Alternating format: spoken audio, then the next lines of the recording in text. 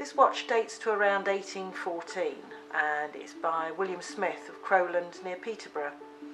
It's a pear case watch in silver. The pear case itself has around 6 watch papers, which are visible on one of the photographs in more detail. The watch itself has an automaton feature here, which is a small soldier with a rifle and bayonet passing the entrance to the fort with the ship in the harbour. Because of the date, one can assume it has something to do with Napoleonic times.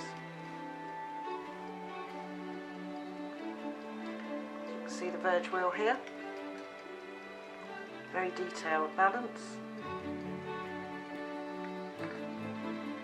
And is available for sale on my site.